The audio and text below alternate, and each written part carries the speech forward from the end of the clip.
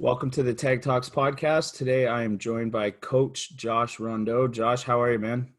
Doing good, man. Thanks for having me. Real pleasure. Yeah, thank you for making the time. Why don't you guys just get everyone here started off with kind of your name, where you're from, and where you work and what you do. All right, my name is Josh Rondeau. I'm from Massachusetts. I currently am the strength and conditioning coach at McDuffie. I also own my own gym called World Beater Barbell Club. And I also work on the South Hadley Fire Department. So a lot of stuff going on. I started being a strength and conditioning coach when I got out of the Navy. Started working at South Hadley High School football. I did that for about 3 years. Transitioned into the private sector of that. And then from there, started working with schools, prep schools in other capacities, and then eventually opened my own facility. So that's awesome, man. And so I guess, you touched on your military career there, and we'll unpack that there in a second because I got some questions for you on that front. But I guess background in sports prior to that, like what sports did you play while you were in high school? Did you play at the collegiate level? I played no collegiate sports whatsoever. I don't think I had the athletic capacity to do so. I was really, really big into running. I was a pretty decent runner. And I skateboarded a lot. So that was like what I did as a high school kid. And then when I went in the military, I really started to kind of get into weights. And that's where that whole thing sort of shifted from being scrawny and doing conditioning-based sports to actually, lifting weights and getting strong. So it was a little bit, it wasn't a linear path for me, we'll say. It sort of found me and immediately changed my life. Oh, yeah. And it never really is a straight linear path for any of us. But I think for people that are in our positions where this is our career now, at some point in time, it got on the scene for us. And like you said, completely changed your life and the rest is history. But definitely looking at you now, I don't think many people would think you were a runner and skater kid back in the day. But I used to skateboard too. That was that was one of my first loves when I was a kid. So I miss it. I still have one that I occasionally try and fart around on, but it's not the same as it used to be when I was 150 pounds trying to do it as a kid. Yeah, I think the commonality with skateboarding that transitions into powerlifting and what's kind of geared me when I stepped into, going to meets and competing in them was the destroying of your body. I think skateboarding and powerlifting have those two commonalities. So it's kind of always been there, right? To push through the hard path, whether it be learning a trick or lifting heavy weight. You got to go out and physically do it, and that's kind of that mentality of just hard work. I think was always the underlying factor, no matter what it was. Mm-hmm. Mm-hmm. Did that make sense? No, for sure it does. And they're both counterculture a little bit, right? So they got that. Both on the fringe. They're both, stuff that I guess the average person may not do in their life. Yeah. Okay. So in terms of your kind of military career, because I guess that's kind of what first put the barbell on your scene or made it important to you. So did you enlist right after high school, or was there some time in between there? So you're about 18 years old or 19? Yeah. That's awesome. So I guess we'll take a quick little tangent, but how has your training evolved through your military days to kind of where you're at now? Like I imagined what you were doing when you were in the Navy. I was the Navy, right? Yeah. Okay, perfect. I didn't screw that up. I'm sure what you were doing originally when you first got into the Navy and how that looked to what you're doing now, where you're primarily powerlifting. Like I'm sure there's been some evolution there. So why don't you talk a bit about that? Yeah, absolutely. So when I first joined the military, as you said, I skated and done things like run. I was like probably 170 at 6'1". Wasn't really strong. Cardiovascularly, I was okay, but I think the real evolution was when you get into an organization, right, that has structure and there's hard work expected of you. I think realizing how weak I actually was the biggest catalyst to like moving me forward. So I joined the Navy. I think I do like 2 pulls. It was terrible. And when I left, I could do like 20. So I think for me, the transition was, never having really been tested or having to do something that was difficult.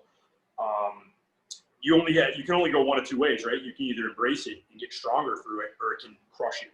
Mm-hmm. For me, it was a really good learning experience. I met some of the most motivated, intelligent people in my life, and that actually kind of spring-loaded me to where I am. I don't think my biggest asset, is that I'm like this super intelligent person. I think I've surrounded myself with really good people, and that helped kind of bring it out. So I remember when I first joined, like I said, being physically not super strong and just every day pounding calisthenics and doing just bodybuilding training. We used to train in the hangar of a ship on deployment with, dumbbells. We had a Smith machine bolted to the floor. So it really transitioned into a love for strength training, even though I had no idea what I was doing. But I remember like my last PT test, I think I ran the 1.5 miles in like 8:23. I did 105 sit-ups in 2 minutes, and I did 90 push-ups in 2 minutes without stopping.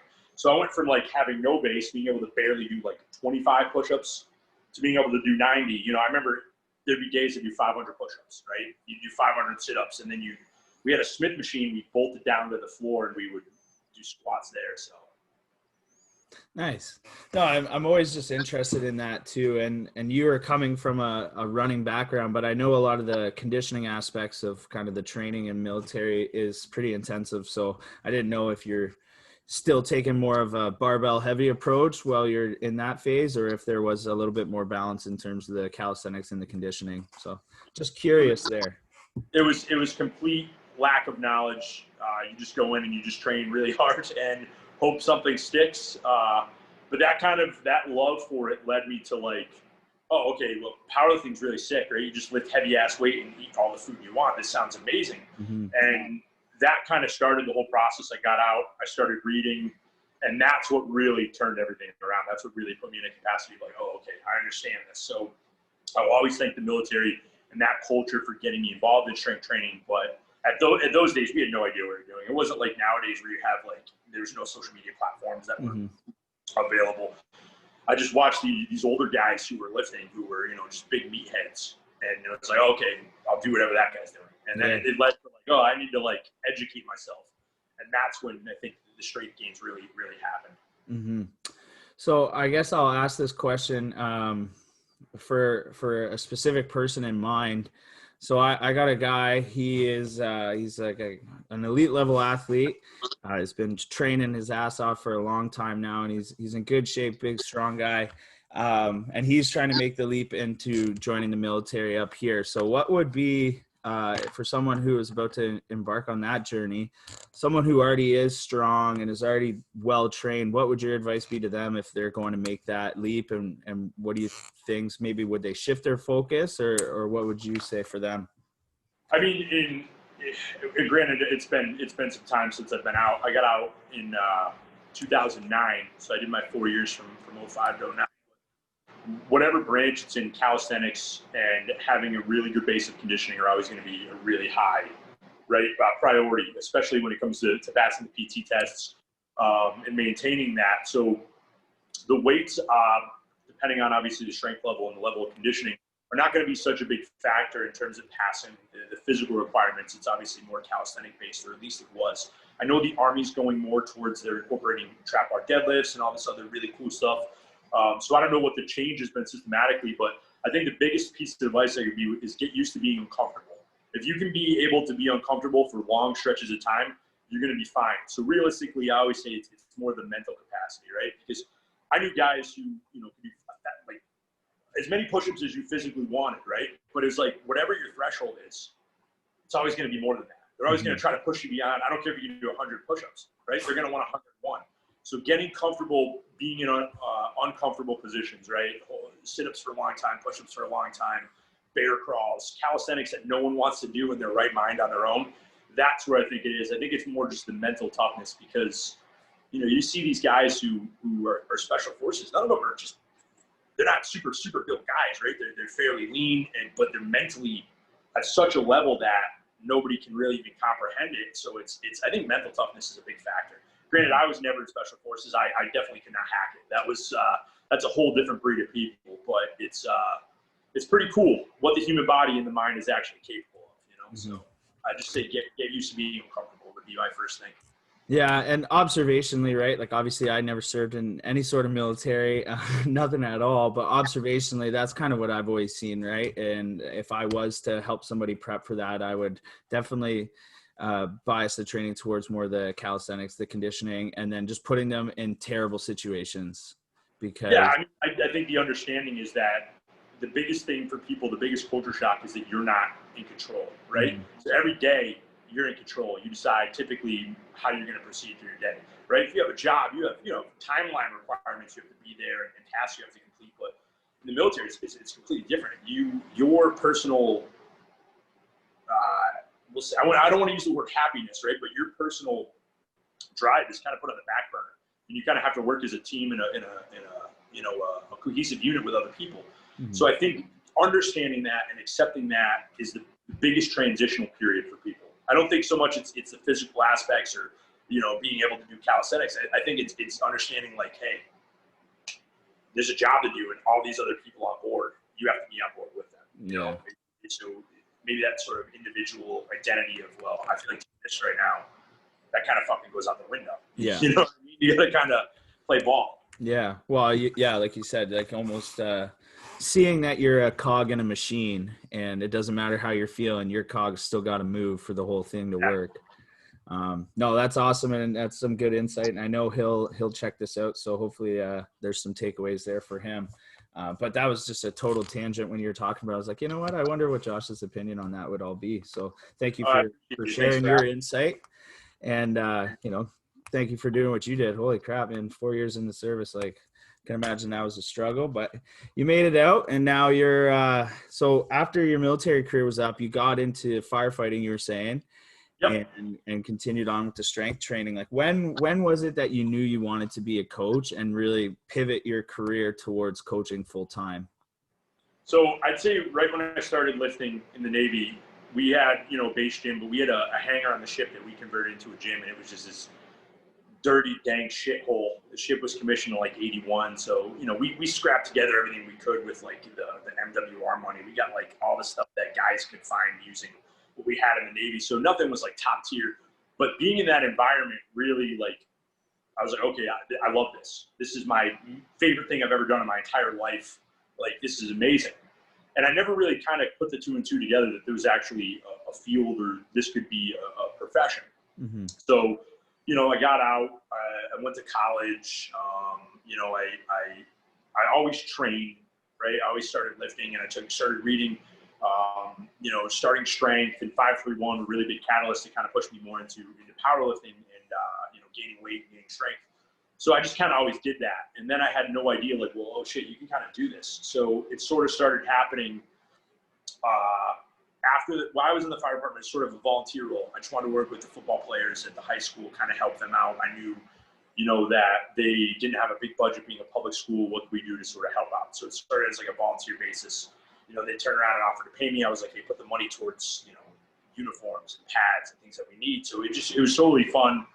And I did that for a few years. And then I realized, okay, like there's something here. Mm-hmm. And then I kind of did it at a couple other gyms, working at other places. And none of them were really my cup of tea. We had a lot of different ideologies. And I constantly found myself working for people who I think were, I don't want to say, less knowledgeable, but definitely didn't have the drive to push people in a capacity of like, we want them to excel. It was more sort of like a fitness, just come in and train and be happy. And that's, my mind is like completely in a different area. I mean, especially in here, like there was a 5-week stretch where I like shit my pants every squat workout. And it's like, that's the level of like what it takes to be excellent, right? You have to push yourself to the point where like stuff's going to happen. It's not always going to be fun and comfortable. So that being said, that kind of went off there. That being said, it sort of found me, right? Like I always kind of knew that something was missing, right? Like strength training was always something. And I was just like, oh, it'd be sick if there was like a way to like do this. Mm-hmm. But for me, it sort of found me, right? And when it did, it was immediate, like, okay, this is what I'm supposed to do. So I was actually recommended for a job at the prep school. I worked through another guy I coached with. I started helping him in his track team. And the girls won 2 Western Mass titles. And then we sort of, these are young 15-year-old girls who were like pretty strong. Mm-hmm. And they took to training like ducks out of water, like ducks to water. So it was really cool to see like, oh, well, it doesn't have to just be football players, right? It could be track athletes. It could be anybody who's serious enough to train can do it, right? Mm-hmm. So it's sort of, that led to going to the prep school and then working with every team, baseball, basketball. I mean, girls lacrosse, like boys soccer, girls soccer, people I never thought would have remotely worked out in a weight room.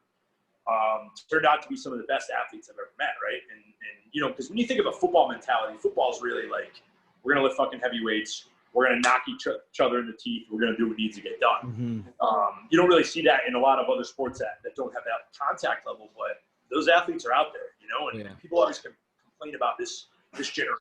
They don't want to work hard. I don't know, man. Go down to your local public school and take a look at the athletes out there on the field, and you're going to see some hardworking kids, you know?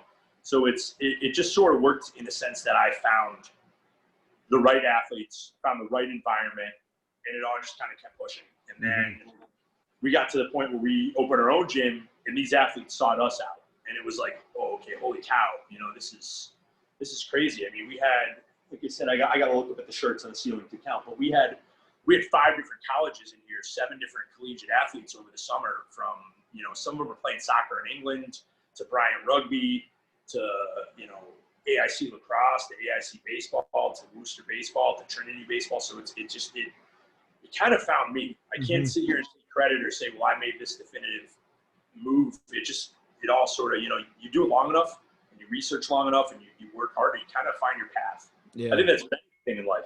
Yeah, and that's one thing that I've started to find out to be very true as well, right? This is, for me, this will be my 5th year kind of working full-time in the industry. And yeah, like you said, sometimes things just kind of fall into place and you don't really know how you got to where you're at, but you're pretty happy that you're there. Yeah. No, and like, to just go back and talk about that, like, I think the thing with training is, when we're talking about football, there's like, training is built into football culture, right? Yeah, I think it's part of that dogma, right? It's expected.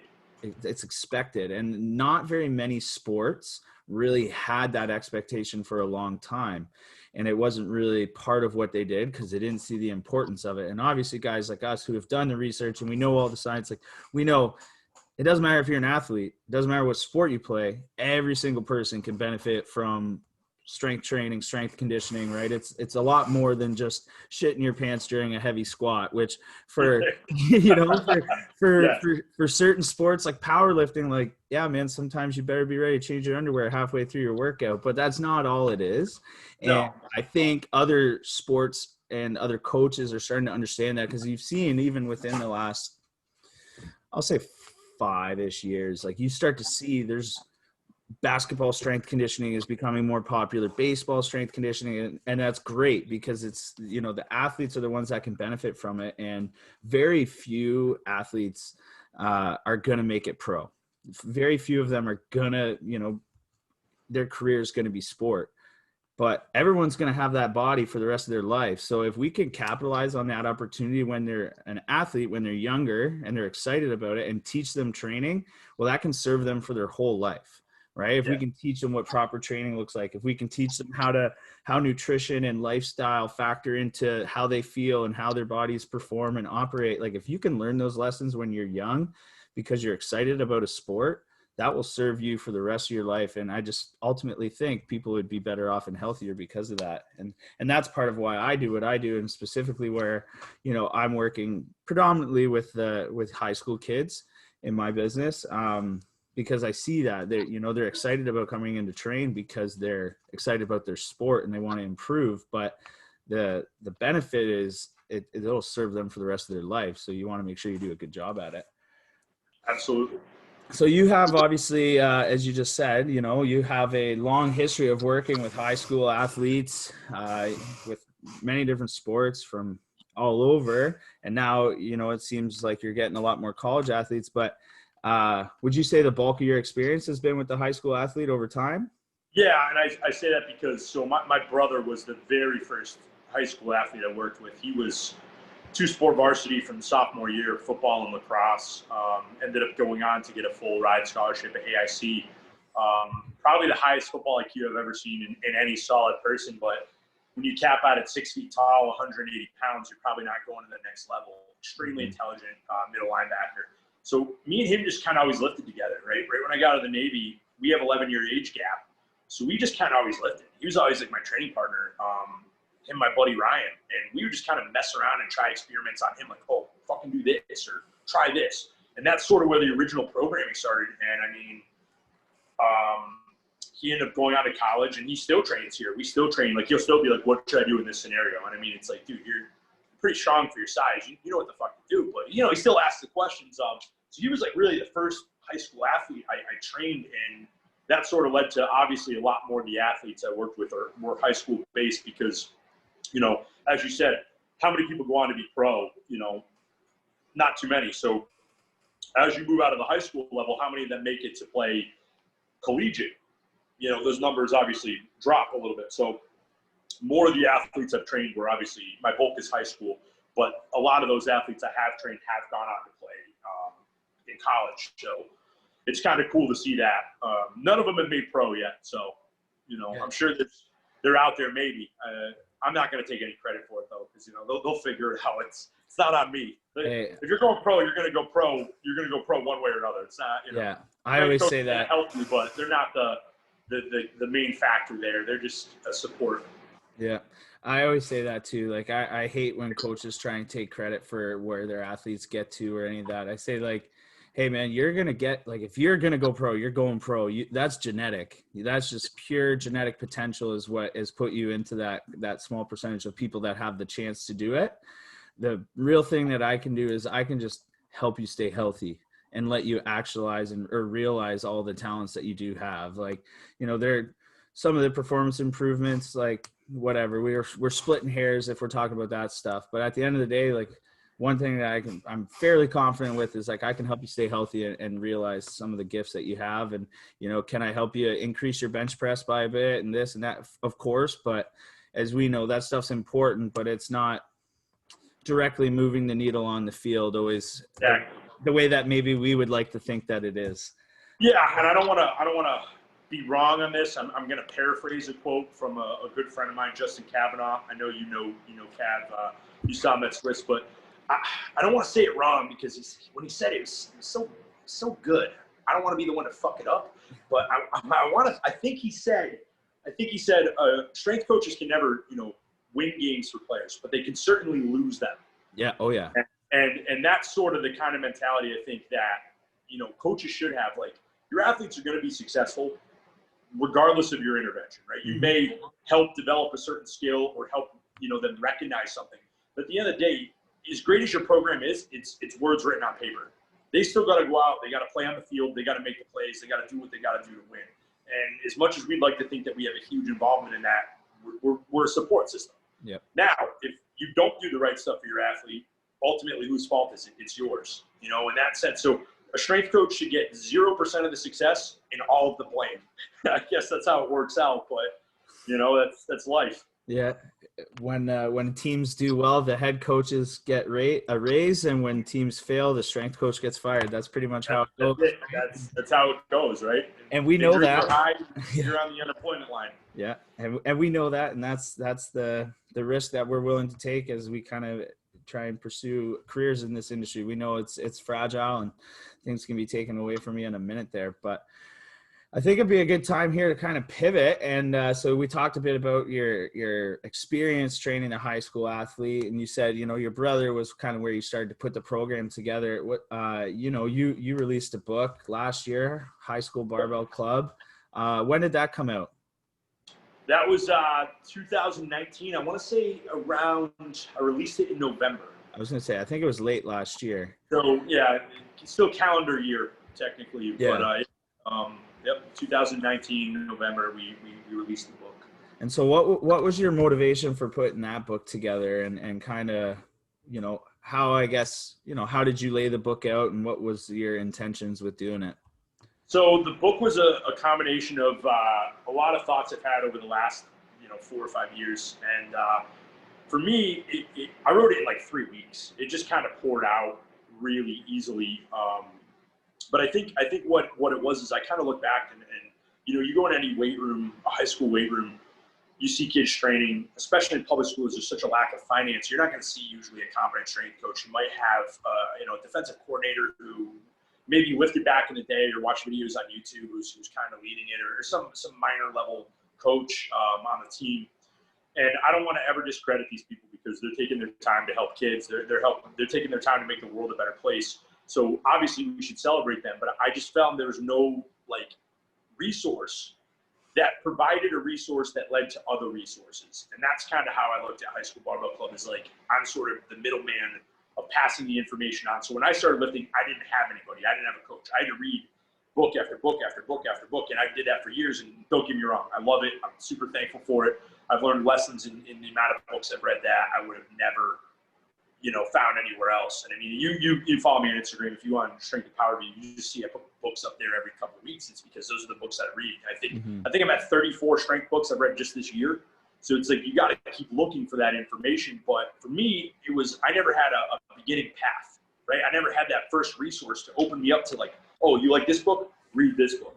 So I kind of was like, well, you go in the weight room, you see all these high school athletes train for aesthetics when they're trying to train for performance. And that's sort of where I was like, okay, well, we kind of need to, guide the information away from maybe social media influencers to actual, resources from people who have walked the walk, so to speak, not just, talking. So, and there's nothing wrong with ever training for aesthetics, right? If that's your main goal, if that's your sport, if you're training for bodybuilding, and then be the best goddamn bodybuilder ever. Train hard for that. But if you're training for football, I mean, like, a lot of these kids would rather go in and do lateral raises or curls than get under a fucking squat bar. And it's like, well, if you want to be better, you want to be stronger, and you want to be more explosive, you need to follow things that are sort of geared towards your ambition, right? So, and you can't blame these kids. I mean, what, you look on YouTube, they don't know. You look on YouTube, you look on Instagram, you look on Facebook, you'll find all these resources. And then, some of them are really good, but they may not fit your specific goal. So I just wanted to come up with a blueprint and then highlight the books that were really, really important to me, right? Books that really changed the way I thought about strength training, really geared my perspective. And there's so many good ones out there. So I just kind of looked at my book as like the leadoff hitter, right? If you want to use a baseball metaphor, like, I was the guy who just kind of got on base. But all these other books that were written by these really brilliant people that I suggested in there, they're going to get you home. They're going to get you to where you want to be.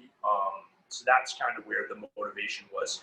Teach kids what the proper terminology is in the weight room, the big core movements. So I think in the book we covered the squat, the bench, the deadlift, both conventional and sumo, the incline, the front squat, box squats, the overhead press or your military press, whatever you want to term it, the press.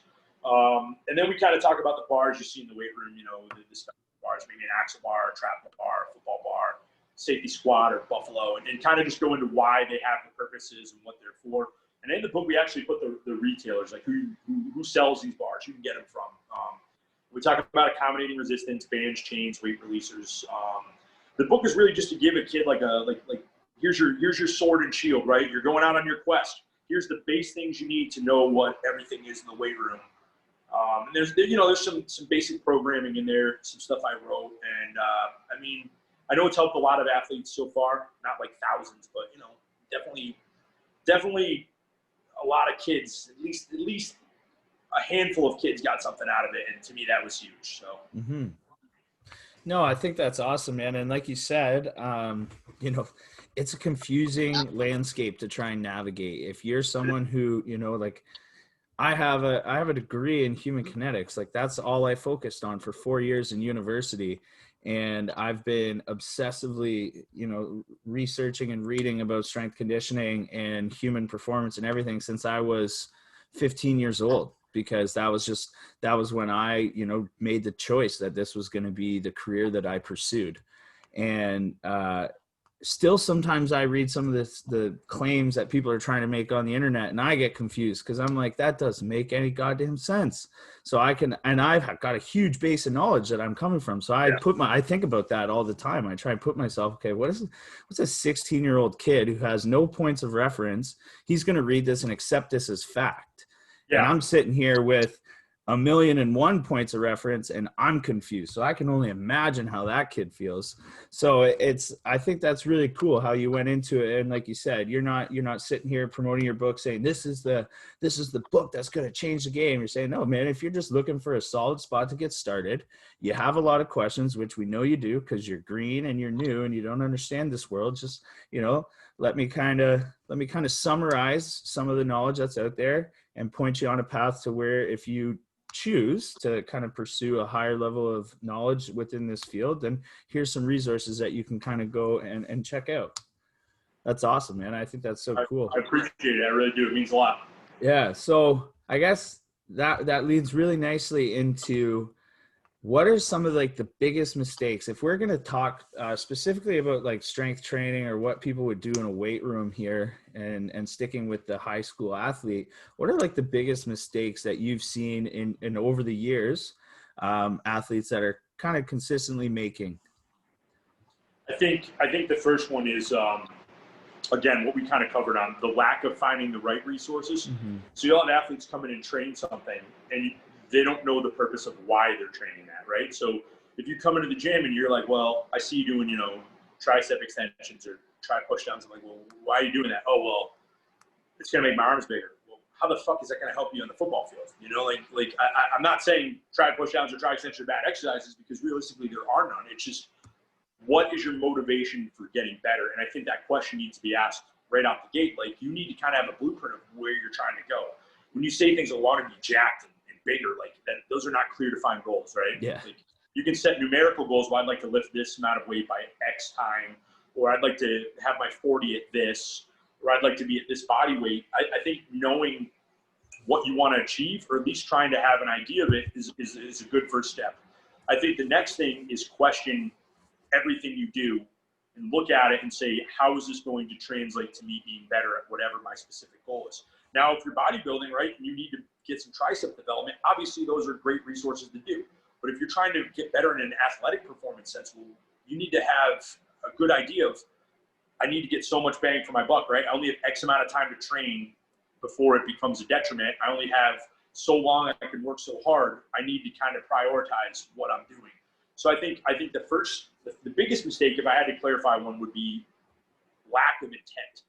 And that's just, it's hard because you're starting something new, right? And the only way you get better at something is by learning. That's everything in life. So I would say the first thing is read. Find books, read them.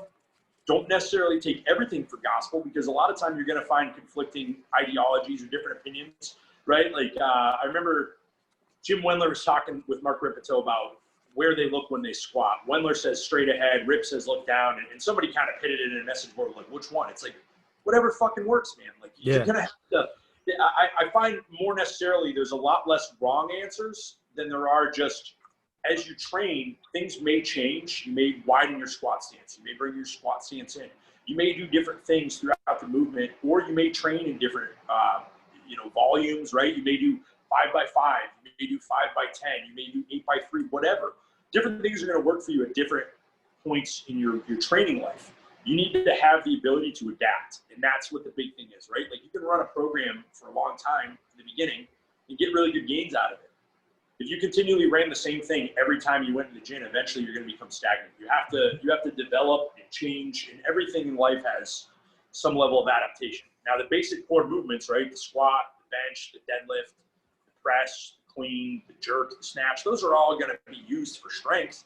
But I think it's just, as you read more, you're going to find different pieces of information, and they're going to become applicable to you as you gain different levels of strength.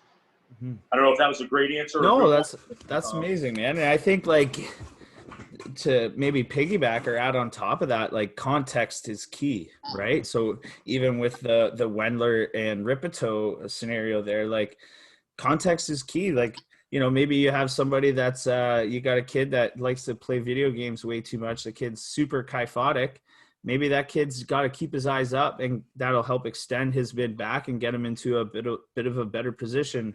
Whereas maybe some people, if they look down, it's going to do the exact opposite of that and get them a little bit more neutral. So I think, again, context is everything, and figure out, why you're doing things. And if you don't know, like you said, read a book, or if you can't read a book, go hire a coach or find some resource find some resource and information, because the thing is with the way the world is nowadays, there's really no excuse. If you want to learn something, you can find it, right? You can find it. You want to learn how to play poker, you can do that online. You want to anything you want to learn, the availability is out there with the internet, and the way, just information is transferred, person to person, place to place nowadays. It's so much different. So I think, like, reading a lot of different things, reading as many books as you possibly can.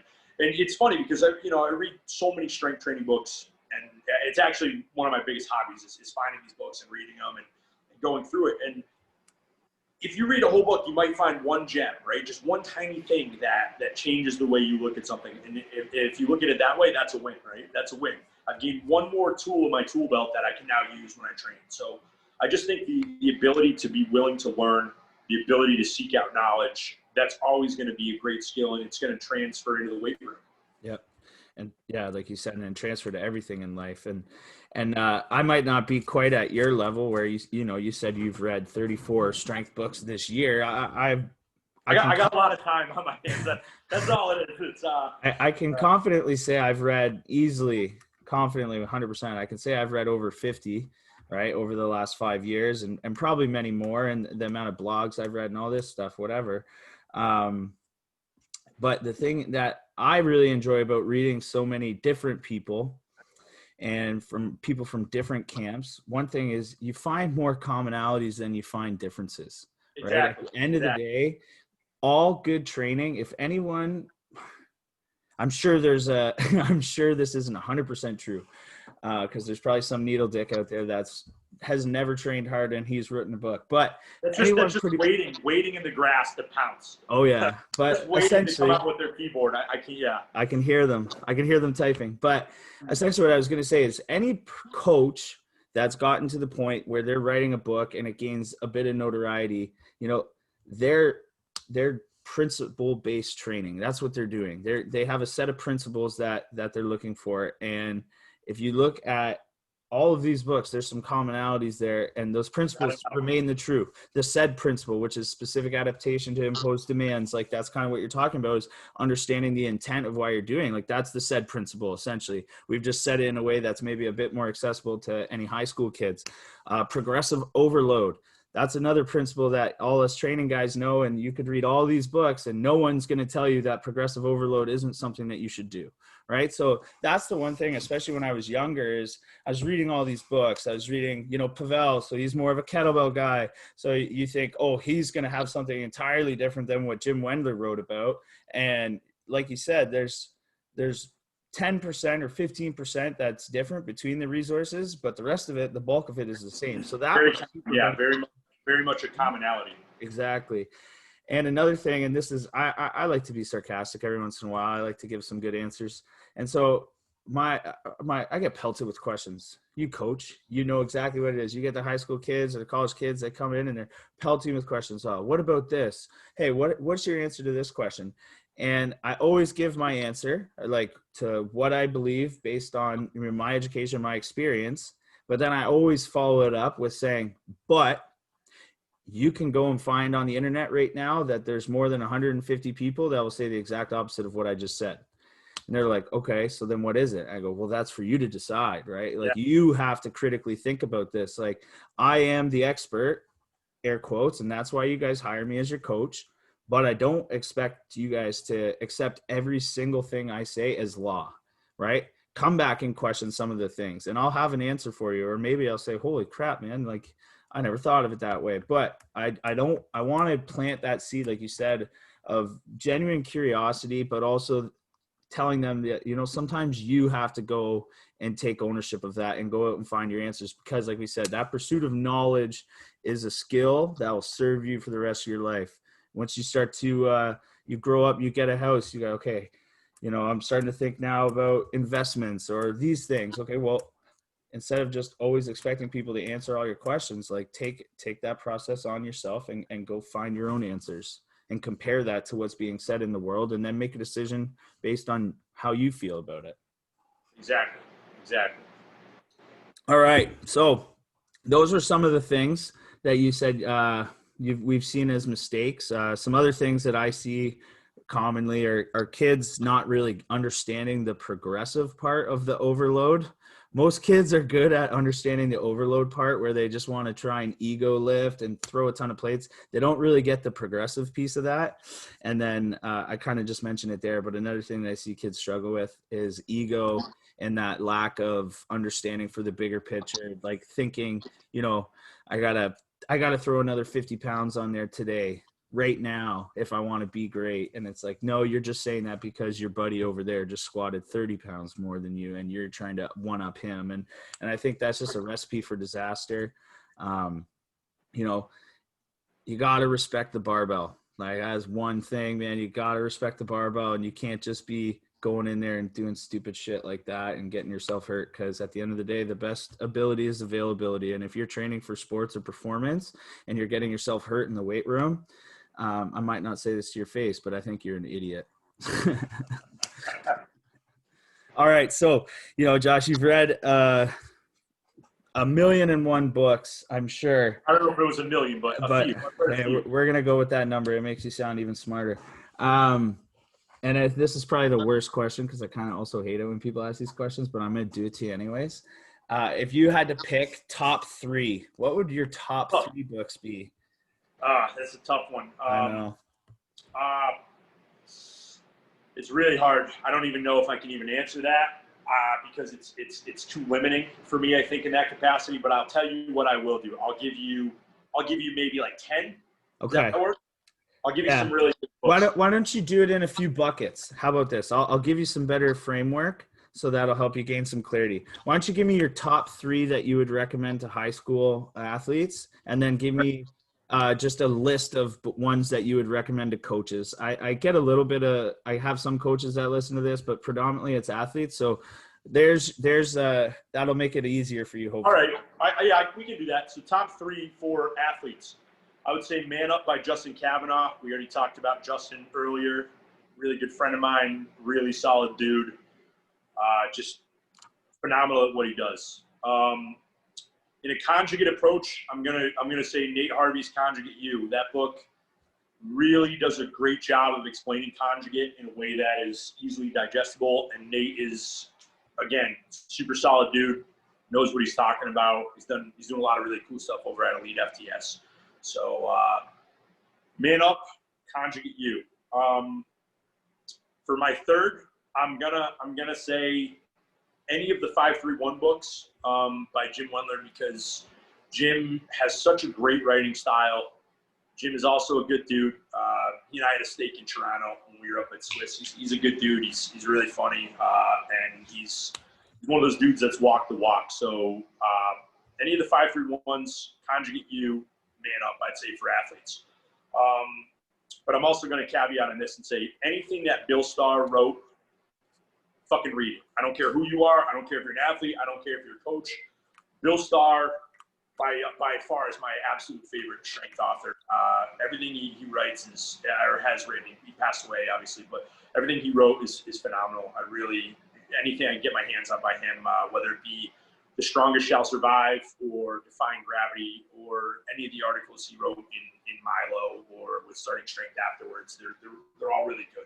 And they all give you a great lesson, whether it's powerlifting, Olympic lifting, or, he's obviously an NFL strength coach at one point too. So he's got a lot of sports performance improvements in there too. Louis Simmons, any of the stuff from Westside Barbell, you got to read all his stuff. It's a no-brainer. I think I've read every book he wrote, and I always find something good in there. So the stuff out of Westside, definitely got to read. Louis knows what he's talking about. Perfect. Well, there you go. That's tons of great resources. And I love, I first met you at Swiss, which is, for anyone listening, that's like I don't know how you would describe it. It's basically like there's a lot going on there. It's like the greatest, if you're kind of a meatheady strength person, fitness person, powerlifting, bodybuilding, it's like all of that and then some. Yeah, it's all mashed into one. It's amazing. It's cool that, the 3 authors that you recommended were all 3 guys that presented there that I was able to chat with in the halls. That's kind of where I met you too. And solid dudes. They'll answer any of your questions, stand-up guys and guys that have been cutting their teeth in this industry for a while now. I will also say any of Paul Kelso's books, those are really good, right? The Shrug System, the Texas Style Powerlifting, really good books. John McCallum, stuff he wrote, that series he wrote, and I think Iron Mind compiled it. It is John McCallum's Keys to Progress. that's a great book for beginner athletes because it just covers so many bases. Trying to think what else. There's so many good books out there, and it's really tough. You know what I mean? There's a lot of good stuff out there.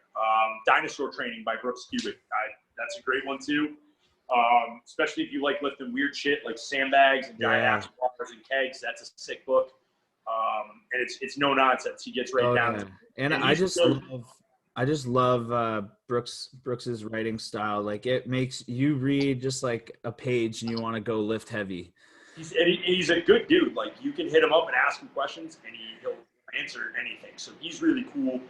I think he's transitioning to Olympic weightlifting, which is kind of even cooler. He was talking about like the effects of how that could eventually be a deterrent towards things like dementia or Alzheimer's. So he's like, his thought process is like out there. Like that dude's thinking of shit well beyond what I'm thinking of. I'm trying to make sure fucking Billy can squat okay, and he's over here solving real problems. So there's a lot of great authors out there. Like I said, you got to look.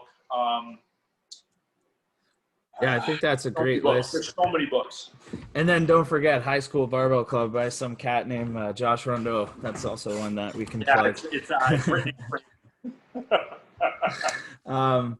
Well, man, is there? We're gonna kind of enter towards the back end here of our little episode here. But is there anything else you want to say? You want to talk about your coach, your author. Now you're also an inventor. You want to talk a bit about this new project that you got going on? Yeah, I think you can see it. I got a bow tie hanging on it right here. The hook bar is a bar that we just patented, and it essentially is a bar that allows the athlete to have more options to adjust or manipulate accommodating resistance than anything currently on the market. And that's sort of where that came from. Johnny Thompson has this great squat program, and my training partner and I had followed it for 6 weeks. My buddy Ryan, he and I have been training together pretty much since I got out of the Navy with my brother, and we were running through the cycle, and I'd followed it. My squat went from like my box squat went from parallel box squat and like a high box plate at normal height, 600 to 670 in like 6 weeks just by altering the accommodating resistance. And I was, you're rotating through all these bars. You're using the Buffalo bar, the Cambered bar, the safety squat, and you're like, wouldn't it be great if like one bar had so many different options that you could manipulate it right there and adjust it? And the light sort of came on. So we developed this bar that basically, where a normal bar, you would hook your band, your chain, your weight releaser. You have one option, maybe two. On the Cambered bar, guys would pull the bands over the plates. Yep. To a bar that essentially has 6 options per band.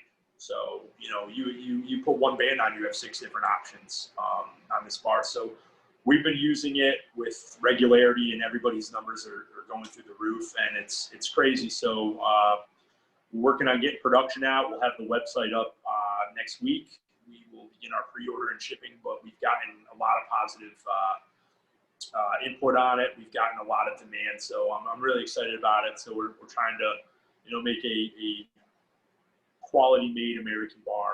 That's what we're working on.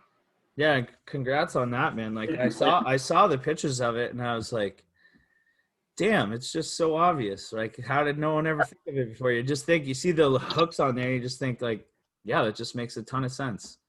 I thought that too, and I was like, wow, oh shit, I just came up with something. And it actually came. I have to give Ryan Colley credit because he's my training partner, and he complains a lot.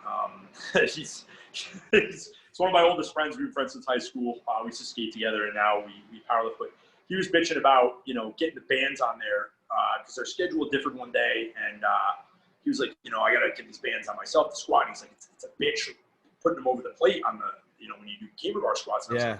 That kind of led me like, oh shit, well, what if there was like multiple levels you could adjust, and anybody could use it, right? You could have a person by themselves. Any strength level could set up their accommodating resistance based on them, or they could target it to wherever they're specifically weak in the lift, right? So, if they have problems in coming out of the hole in the squat, you could adjust band tension there. If you tip forward towards lockout, like, oh, okay, I can crank up the bands there. So it's sort of just, it kind of hit us, and I want to give a really big thank you to Kenny Toth and Travis Toth at the Institute of Iron.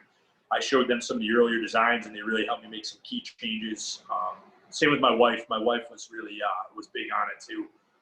So it just it just sort of happened. And, you know, when you have a really good group of people around you supporting you, like you said, Institute of Iron, you know, my friends, my family, it sort of just kind of happened. So Awesome. it's really cool that we're working on it, and we're trying to get it out there, and we're hoping that we can really help people break some records and see if it transitions, you know, positively into the sports world, right? Stronger athletes. So Yeah, that's, man. Well, I think we're looking at for 2021.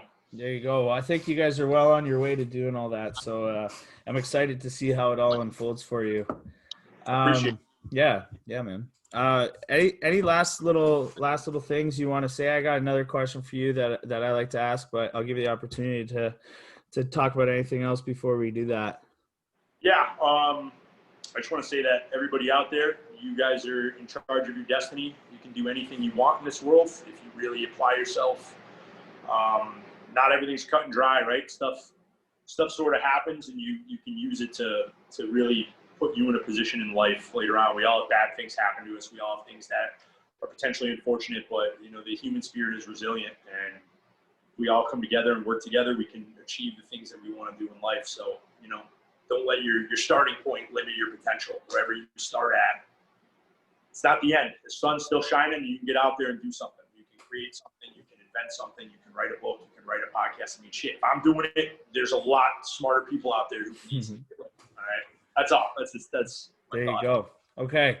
That's amazing, man. Some parting wisdom for any of the listeners that have made it this far with us. My final question for you, and this is one that I started asking a couple months ago, and it's been a really cool way for me to connect with some different people, and also, you know, learn from other people and share their message. So is there any like coach or any person that I should try and get on here as a guest to interview?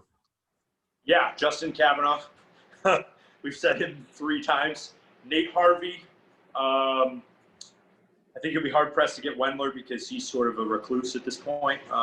He is a hermit, but Justin Kavanaugh, Nate Harvey, Kenny Toth at Institute of Iron. He's one of the smartest people I've ever met in my entire life. Andre Skiba at Skiba's gym. Joe Caligari also trains out of there. Those guys are just dudes who've been in the trenches for a long time. Yeah. And they know a lot about lifting, and they're always there to lend a helping hand. But I would say, yeah, Kavanaugh, Harvey, Kenny Toth are all guys who really share a lot of wisdom. Yeah, well, definitely. On that list too, solid dude. So also Zach Mars, who created the Mars Bar. He's a really good dude, and I would reach out to him because he's really cool. Nice guy to talk to, and he's got so much different things going on. Owning a gym, owning a security company, manufacturing a bar. There's a lot of really smart people out there that are doing awesome stuff, and you know, we got to celebrate them. Oh, fuck. Oh, hell yeah. And that guy will give you a run for your money in terms of craziest looking barbell, eh? The Mars bar. That thing looks insane. It's gnarly, but it's. Have you lifted with one? Yes. Yeah? I used it at Institute of Iron.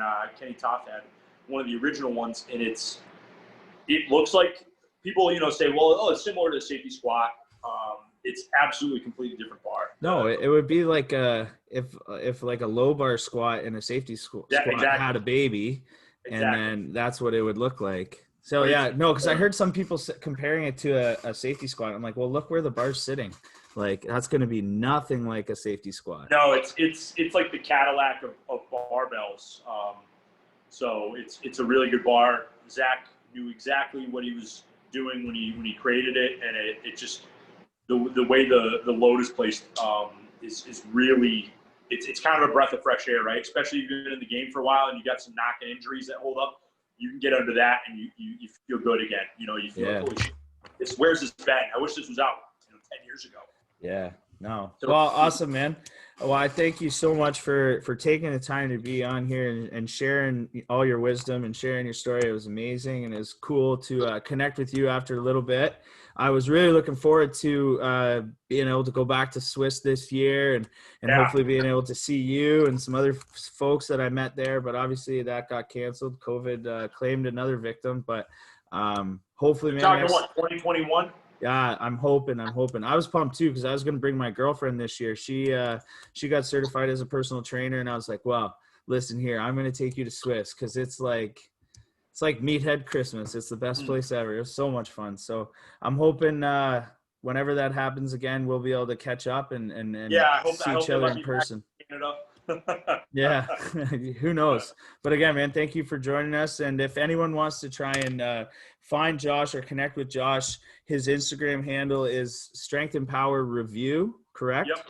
And Yep. I'll link that into the show notes here. Is there any other places that people can find you to connect with you? I'd say there, but if you DM me, I definitely will respond and do everything I can in my power to help in any way, shape, or form. So do that. So Yeah, yeah, there you go. Well, check out High School Barbell Club on Amazon and get in contact with Josh at Strength and Power Review on Instagram if you have any questions. Thank you guys for listening.